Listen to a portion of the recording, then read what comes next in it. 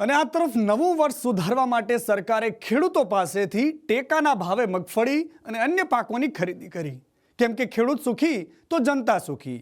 પણ આ સૂત્ર સાંભળવામાં જેટલું મીઠું લાગે છે એટલી હકીકતમાં છે નહીં, કારણ કે સરકાર કહે છે કે અમે ટેકાના ભાવે મગફળીની ખરીદી કરી લીધી છે।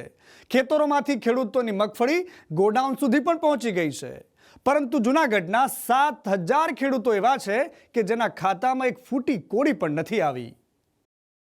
આ હકીકત છે જૂનાગઢ જિલ્લાની, કે જ્યાં ધરતીપુત્રોના નસીબમાં જાણે કે સંઘર્ષ જ લખાયેલો છે।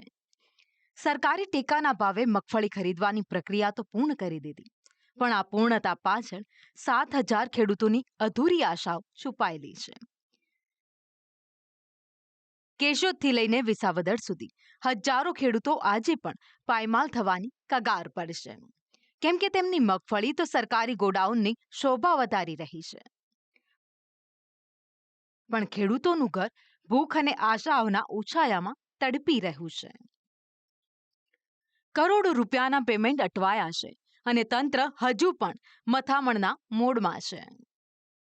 ત્યારે સવાલ એ થાય છે કે શું આને જ કહેવાય ખેડૂતલક્ષી વહીવટ? ખેડૂતની અટાણે એટલી હાલાકી છે કે એના છોકરાને ભણાવવાના પૈસા નથી, એના ઘર અકાવવાના પૈસા નથી, મૂલીને પૈસા દેવાના નથી, એને ભેહુંનું ખાંડ લેવાના પૈસા નથી। તો મારું કહેવાનું આ સરકાર શું કરે? મા બાપ સરકારને તાત્કાલિક પૈસા દેવા જોઈએ, એને બદલે એટલા મહિના પૈસા બાકી રહી। આ સરકાર શું ભિખારી છે? જ્યારે એક દિવસ અમારો ખેડૂત બેંક લોન ભરપાઈ કરવા માટે મોડો બેંકે પહોંચે છે તો એને વ્યાજ માફીમાંથી રાહત મળતી નથી। જ્યારે સરકાર 3 મહિના પૈસા મોડા આપે તો એનું વ્યાજ સરકાર કેવી રીતે આપશે? જો કે એવું પણ નથી કે જૂનાગઢના આ ખેડૂતો ખોટું બોલી રહ્યા હોય કે પછી સ્થાનિક તંત્રને આ અંગે અજાણ હોય, કેમ કે જિલ્લા પંચાયતના પ્રમુખથી લઈને જિલ્લા ખેતીવાડી અધિકારી બધાને જ ખબર છે કે 3 મહિનાથી તેમના જિલ્લાના 7,000 ખેડૂતોને મહેનતની કમાણી પણ નથી મળી। અત્યારે જૂનાગઢ જિલ્લામાં અલગ અલગ તાલુકાના કુલ 7,000 જેવા ખેડૂતો છે, એનું પેમેન્ટ હજી બાકી છે। આ બાબતે અમે પત્ર પણ લખ્યો છે કે આશા રાખીએ કે ટૂંક સમયમાં પેમેન્ટ થઈ જાય। એટલે ખેડૂતને પેમેન્ટ નથી મળ્યું। સરકાર છે જે પહેલો હપ્તો જે પૈસાની ફાળવણી કરી હતી એ હપ્તામાં એ પૈસામાં ખેડૂતોના બિલો થઈ ગયા છે, બાકી રહી ગયા છે એ હપ્તો નાખશે। એના માટે અમે સરકારશ્રીને રજૂઆત કરી છે। ટૂંક જ સમયમાં ખેડૂતોને પોતાના જળસીના બિલો છે અને જે પૈસા છે એની ખાતામાં મળી જશે। હવે કહેવામાં આવે છે કે ઉચ્ચ સ્તરે પત્ર વ્યવહાર ચાલુ છે। અરે સાહેબ, ખાલી એટલો જવાબ આપી દો કે આ પત્ર વ્યવહારથી ખેડૂતોનું પેટ ભરાશે?